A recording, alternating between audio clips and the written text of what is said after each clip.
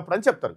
మీరు దీంతో పాటు చూసుకోవాల్సింది ఏంటంటే ఈ 100 మీ ముంగట్నే ఇప్పుతాం కౌంటింగ్ అప్పుడు అని చెప్తారు. మీరు సీల్ చేసిందే చూసుకుంటారు. ఇగో మీ ముంగట్నే ఇప్పినాం, మీ ముంగట్నే పోసినాం, మీ ముంగట్నే సీల్ చేస్తున్నాం, మళ్ళీ మీ ముంగట్నే ఇప్పుతాం కౌంటింగ్ అప్పుడు అని చెప్తారు. మీరు దీంతో పాటు చూసుకోవాల్సింది ఏంటంటే ఈ 100 పేపర్లు ఖాళీ పేపర్లు వాళ్ళ దగ్గర ఉన్నాయా లేవా. ఫస్ట్ ఆఫ్ ఆల్ చూసుకోవాల్సినటువంటిది ఎన్నికలు అయిపోగానే ఈ సర్పంచ్ అభ్యర్థి ఏం చేయాలి, మొత్తం బ్యాలెట్ పేపర్లలో 1050 బ్యాలెట్ పేపర్లో 950 వినియోగించారు. ఇంకా 1050లో 950 వినియోగిస్తే 100 ఉంటే 100 బ్యాలెట్ పేపర్లు ఖాళీగా ఉన్నాయా ఇవి చూసుకోవాలి. ఫస్ట్ చూసుకొని వాటిని సీల్ చేయాలి.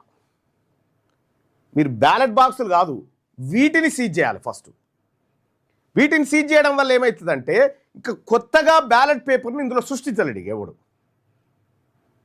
అర్థం చేసుకోండి, కొత్త బ్యాలెట్ పేపర్ను ఆ కౌంటింగ్లోకి ఇంకెవడు ఎంటర్టైన్ చేయలేడు. అప్పుడు డబ్బాలో ఉన్నటువంటి ఓట్లను లెక్కించాలి. మరి డబ్బాలో ఓటు వేయకుండా జేబులు వేసుకొని పోయిందంటే అది లెక్కకు రాదు. ఇక ఆ డబ్బాలో ఉన్నటువంటి సపోజ్ ఈ 950 ఓట్లు పోలైన తర్వాత ఓ ఇద్దరు ముసలోళ్ళు తెలవకి ఏం చేసిరంటే ఓటు గుద్ది ఆ కాగితం పట్టుకొని పోయారు, బ్యాలెట్ పేపర్ బయట పట్టుకొని పోయారు అనుకుందాం.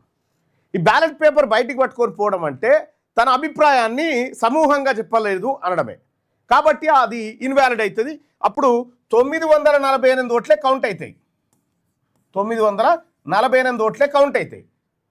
ఆ తర్వాత ఇగోనయ్యా ఇగో ఈడుంది కాగితం ఈడ తేలింది ఆడ తేలింది అంటే కూడా కుదరదు కాదు. ఇప్పుడు ఈ 948 ఓట్లు ప్లస్ ఇద్దరేమో బ్యాలెట్ పేపర్లు ఎత్తుకపోయినది మొత్తం కలిపితే 950, మిగిలినవి 100, మొత్తం బ్యాలెట్ పేపర్లు 1050. ఈ లెక్క కరెక్ట్గా ఉంటే, ఈ లెక్క పర్ఫెక్ట్గా ఉంటే మీకు అక్కడ కౌంటింగ్ దగ్గర ఏమీ తేడా రాదు. మీరు కౌంటింగ్ దగ్గర కూడా ఒక కట్ట ఇటు బారేసి ఒక కట్ట అటు బారేసి ఈడు గెలుస్తున్నా అన్నప్పుడు ఎమ్మెల్యే ఫోన్ చేసి అధికారికి ఫోన్ చేసి ఇట్లా చేసి అట్లా చేసి కార్యక్రమాలు ఉంటాయి సహజంగా. కానీ చాలా జాగ్రత్తగా ఒక్కొక్క ఓటు రెండోసారి లెక్క పెట్టమంటే ఏమంటారంటే టైం లేదండి అని చెప్తారు అన్నట్టు. టైం లేదు అదంతా అయిపోయిందండి అని చెప్తారు. కానీ ఫస్ట్ బ్యాలెట్ తెరిచినప్పుడే చాలా క్షుణ్ణంగా చూసుకోండి.